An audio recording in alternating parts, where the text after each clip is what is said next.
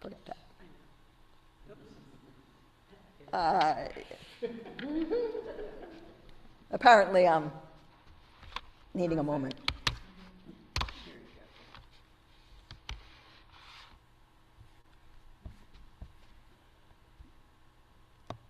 Thank you. The laptop here is feeling, I don't know, perhaps sunburnt. Eileen's words. The First Presbyterian Church of Flowertown sits right behind our house, Eileen's and Larry's. Its steeple soaring above the arbor vitae at the end of their cemetery.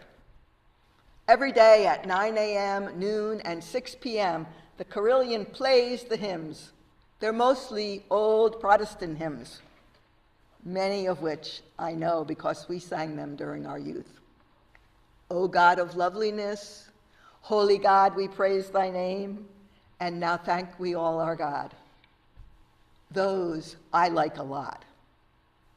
At least once a week, whoever chooses the hymns throws in Onward Christian Soldiers in mix.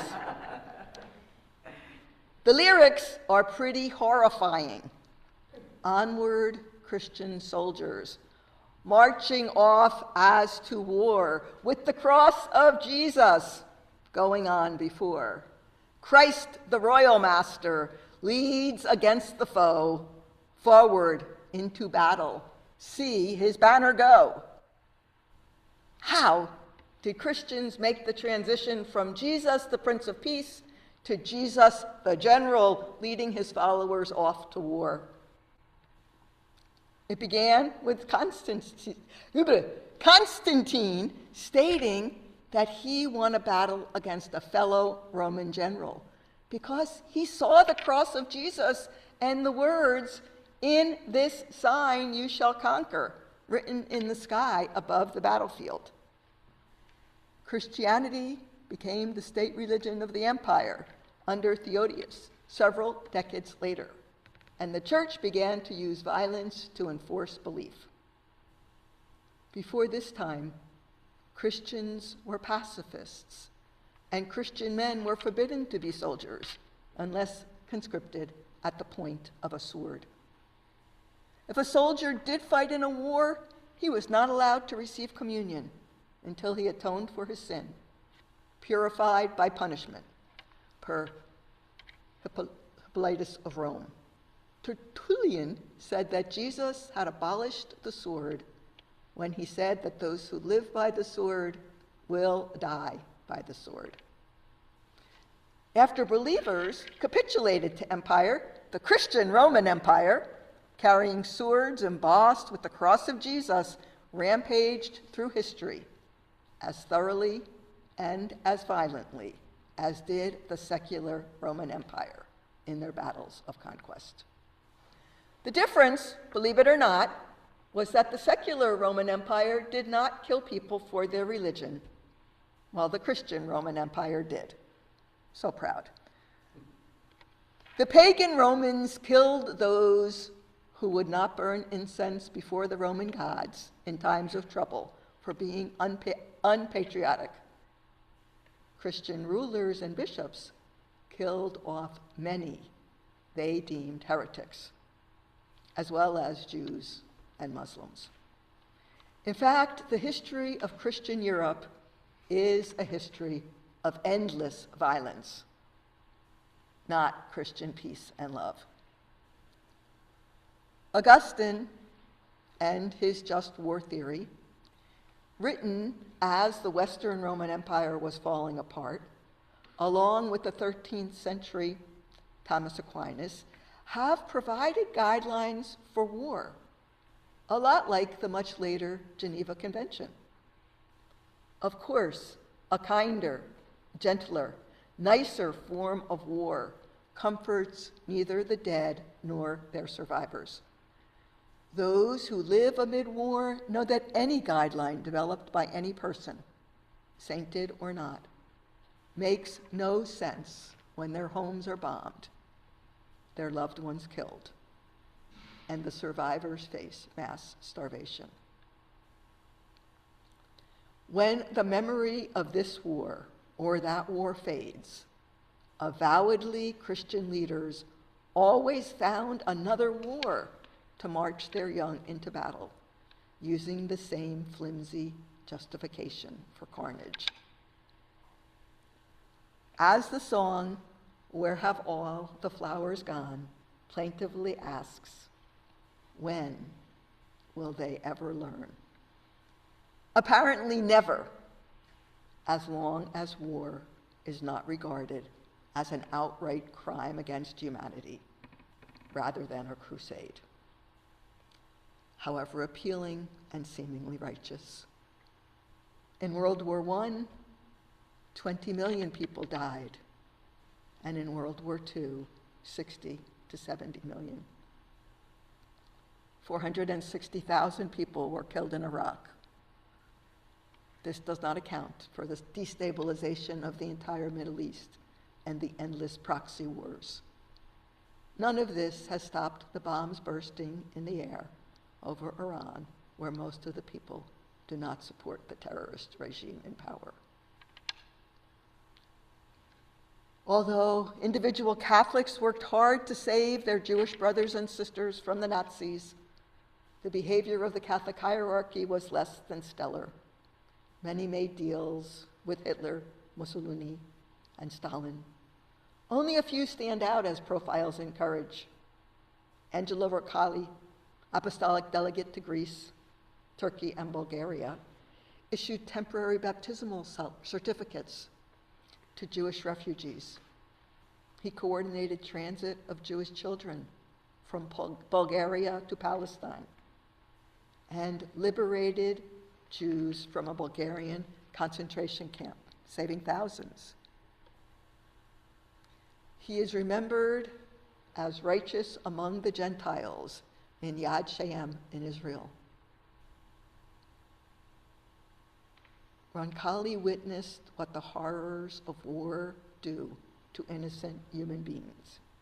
And as Pope John the 23rd, he penned Pacem in Terris, a call for an end to war. Paul VI, John Paul II, Benedict XVI, Francis, and now Leo have also publicly condemned war. Leo has said that God does not bless any conflict or support any side that wields a sword. In his Palm Sunday homily that Paul proclaimed today, he said, "Brothers and sisters, this is our God, Jesus, King of Peace, who rejects war, whom no one can use to justify war. He does not listen to the prayers of those who wage war, but rejects them, saying, 'Even though you make many prayers, I will not listen. Your hands are full of blood.'" In our gospel today, we read of the couple walking with a stranger on the way to Emmaus. How did they finally recognize the stranger was Jesus? In the breaking of the bread. And most importantly, in the sharing of the bread. Later they said, "Were not our hearts burning within us?"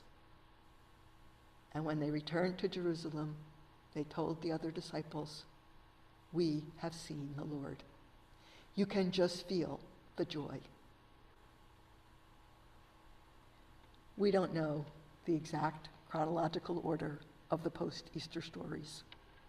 Were those two present when Jesus came in the midst of believers and announced, as Mary Ann said repeatedly last week in her stellar homily, "Peace be with you"?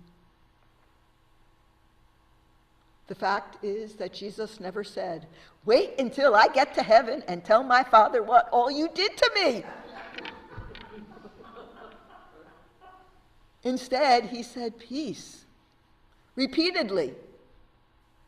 Was it that profound peace that burned in the hearts of the two disciples as they traveled along the road with the stranger? A peace that revenge and anger could never overcome? As we walk along the road that leads to who knows where, We need to recapture the stirrings of the very early church, the followers who truly believed that Jesus was indeed the Prince of Peace. These followers rejected retribution just as Jesus did. When Jesus ordered them to put down their swords, they did. No one has ever said that peace is easy. No one has said there can never be a war or that some wars might be necessary. But my friends, Christians have repeatedly and miserably failed at making peace. In almost every generation, Christians have fought wars. Stupid wars, wars over whether Jesus is God, wars that kill their fellow Christians who didn't believe as they did, so-called holy wars against Muslims and Jews, wars that steal another country's territory, and wars that keep people enslaved.